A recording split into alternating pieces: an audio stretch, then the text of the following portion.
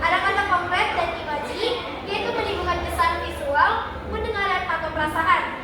Selanjutnya, ada unsur batin atau struktur dalam. Yang pertama, ada tema, yaitu gagasan utama dalam puisi. Yang kedua, ada rasa, yaitu sikap penyair terhadap tema. Yang ketiga, ada nada, yaitu suasana yang dibangun penyair. Dan yang terakhir, ada amanat, pesan yang disampaikan dalam puisi. Selanjutnya yaitu ada jenis-jenis puisi.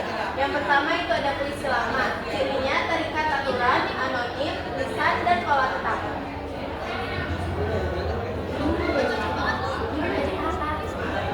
Yang A itu ada pantun 4 baris, sajak AB AB, baris 1 dan baris 1 sampai 2.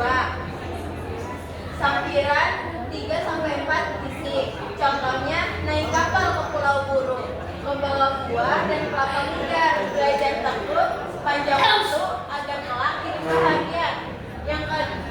Yang B itu ada gurindam, itu 2 baris berisi nasihat, sajaknya A A. Contohnya barang siapa mengenal diri maka telah mengenal ilahi. Yang C itu ada syair 4 baris, semuanya isi, sajaknya A A A A. Contohnya anak raja pergi berburu, menyusuri hutan jauh di situ.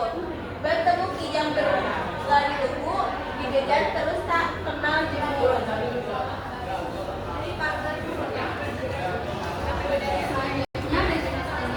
Yang B yaitu mantra bersifat magis, digunakan dalam ucapan dalam upacara adat. Contohnya, datang raja laut tujuh, datang padaku jangan menjauh. Yang kedua ada puisi baru, cirinya bebas, modern, dan tidak terikat aturan. Yang A galaga, memisahkan cerita perlawanan dari tragis. Contohnya, di medan sunyi penuh puisi, tubuh berjuang jatuh berdiri, tanah basah jadi saksi perjuangan terkait. Selanjutnya, jenis B, ode, puisi pujian penuh semangat. Contoh, wahai ibu pertiwi, engkau cahaya dalam gelap, pelukmu menghangatkan jiwa meski badai menerpa.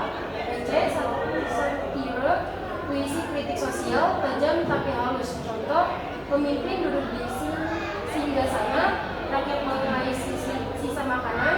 Yang D, himne, puisi pujian terhadap Tuhan, tokoh atau sesuatu yang dimuliakan.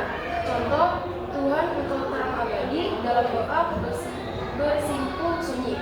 Yang E, elegi, puisi yang mengungkapkan kesedihan atau duka. Contoh, senja menangis dalam diam, bayanganmu mengalir di remang malam. Yang ketiga ada puisi kontemporer, ciri bebas, kreatif, eksperimental, simbolik. A, puisi beling, puisi nyeleneh, lucu, kadang mengejek aturan lama. Contoh, aku bukan penyair, cuma suka ngopi dan tidur, tapi puisi kuna, katanya walau cuma seadanya. B, puisi multi bahasa, menggunakan campuran 2 atau lebih bahasa. Selanjutnya itu ada kaidah kebahasaan. Yang keenam itu ada majas yang sering digunakan dalam puisi. Metafora itu hidup ini panggung sandiwara. Personifikasi mentari tersenyum cerah. Jemila hatinya seputih kapas. Hiperbola tangisnya mengguncang langit. Paradoks, alegori, litotes, dan ironi dan lain-lainnya. Di sini ada tips menulis puisi.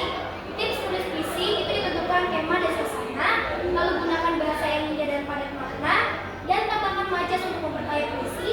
Pilih diksi yang kuat dan imajinatif, gunakan irama dan rima bila perlu, dan yang terakhir tulis dengan perasaan dan kejujuran.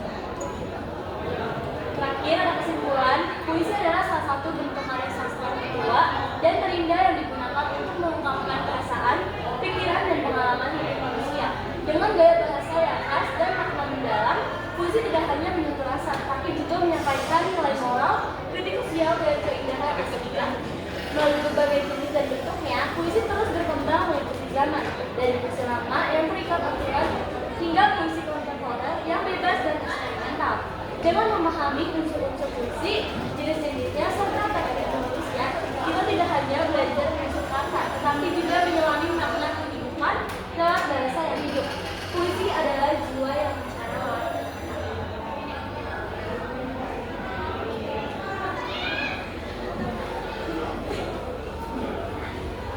Baik, sekian presentasi dari kelompok kami. Kurang lebihnya mohon maaf. Wassalamualaikum.